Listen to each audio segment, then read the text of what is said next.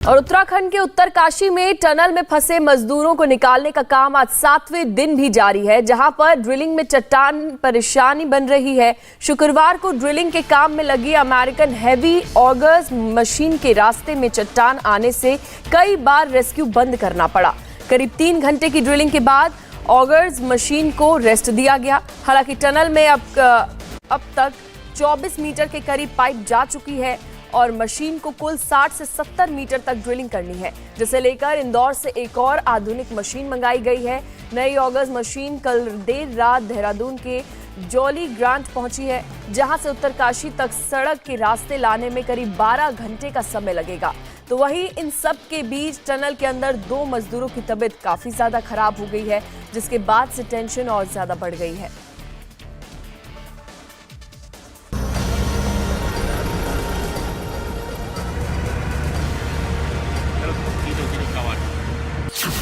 सुरंग में फंसी 40 मजदूरों की जान, आखिर क्या है प्लान?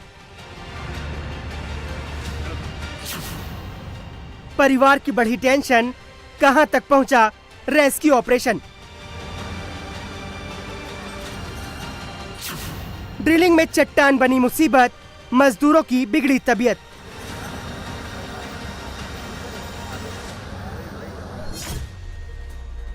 चालीस लोगों की जान बचाने का ऑपरेशन चल रहा है। युद्ध स्तर पर कोशिशें की जा रही हैं। हर रोज ये आस लगाई जाती है कि आज खुशखबरी आएगी। आज 7वां दिन है, लेकिन उत्तरकाशी की सुरंग में फंसे एक भी मजदूर को अभी तक बाहर नहीं निकाला जा सका है।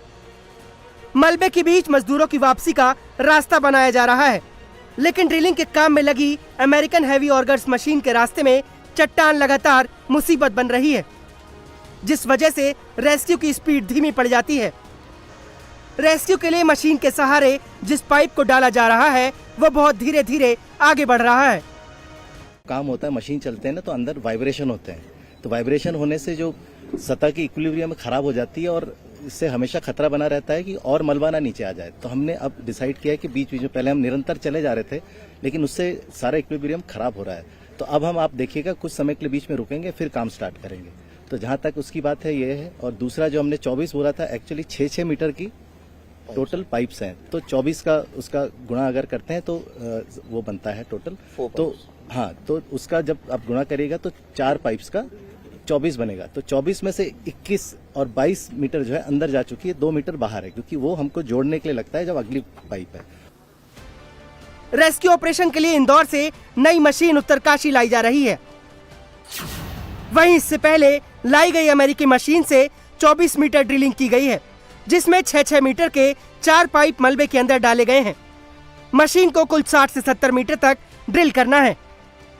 भारतीय वायुसेना के C-17 ग्लोबमास्टर के जरिए इंदौर से एक और अमेरिकन ऑगर मशीन को टनल के लिए लाया जा रहा है, लेकिन इसके लिए भी लंबी जद्दोजहद करनी पड़ रही है। वहीं टनल के अंदर 40 जिंदगियों को बचाने की जंग जारी है। कुल मिला के 24 मीटर के लगभग डेब्री के अंदर जो पाइप्स 900 mm डाया की है वो जा चुकी है। मशीन अंदर काम कर रही है। वही जो 40 की 40 जिंदगियां हैं, उनसे बातचीत करने के लिए जो परिवार के लोग हैं उनको ले जाया गया। उन्होंने बात की। एनडीआरएफ, एसडीआरएफ ने इस समय मॉक ड्रिल की है, ताकि जैसे ही इनको इवैक्यूएट करवाया जाए तो तुरंत उनको यहां से हॉस्पिटल ले जाया जाए। 900 mm डाया की जो पाइप है उसके अंदर एनडीआरएफ के जवान गए, वो पूरे मुस्तैदी के साथ गए ताकि उनको इवैक्यूएट किया जाए। लेकिन जद्दोजहद इस बात की है कि अभी भी सामने डेब्री दिखाई दे रही है। इसी डेब्री के पास इस पाइप को इंसर्ट करने का काम जारी है, लेकिन बीच में रुकावट हुई, जिसकी वजह से, क्योंकि एक हैवी बोल्डर है, साथ में जो आयरन और स्टील प्लेटिंग है, रॉड्स हैं, वो बीच में आए, उसे कट करने की अब जरूरत पड़ी और मशक्कत काफी करनी पड़ रही है। इस एनिमेशन के जरिए समझिए कि आखिर जहां पर यह हादसा हुआ है वहां की स्थिति क्या है। 12 नवंबर की सुबह 4 बजे हुए हादसे में टनल के एंट्री पॉइंट से 200 मीटर दूर मिट्टी धंसी, जिसमें 40 से करीब मजदूर अंदर फंस गए। 2340 मीटर की लंबाई वाले टनल में मलबा 60 से 70 मीटर तक फैल गया। टनल में फंसे मजदूरों के रेस्क्यू के लिए सरकार की ओर से लगातार कदम उठाए जा रहे हैं। पहले ही दिन से सूबे के मुख्यमंत्री खुद एक्शन मोड में हैं।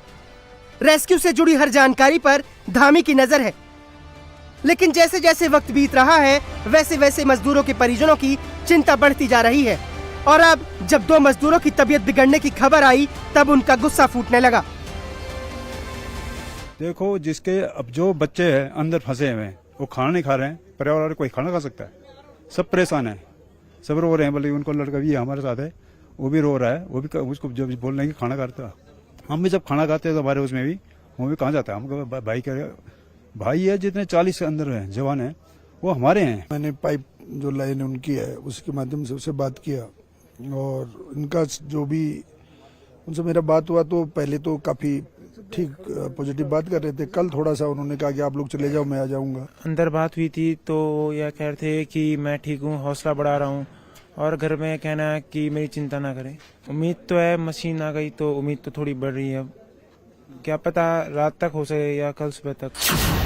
जिन 2 मजदूरों की तबीयत खराब हुई है उनमें से एक को अस्थमा जबकि दूसरे को डायबिटीज है। खाना पानी भेजने वाले पाइप से इनकी दवाई नियमित भेजी जा रही है। अंदर फंसे लोगों की बात उनके परिजन और रेस्क्यू में लगे अफसरों से सुबह शाम करवाई जाती है। टनल के अंदर मजदूरों के खाने के लिए भुने और अंकुरित चने, बिस्किट, ड्राई फ्रूट्स और चिप्स भेजे जा रहे हैं। इसके साथ ही ग्लूकोज और पानी की सप्लाई लगातार जारी है। ड्रिलिंग मशीन से मलबे के बीच से रास्ता बनाकर मजदूरों को निकालने की कोशिश हो रही है, लेकिन 60 से 70 मीटर की खुदाई का ये काम कब पूरा होगा, इस पर दावे के साथ कोई भी बोलने को तैयार नहीं है।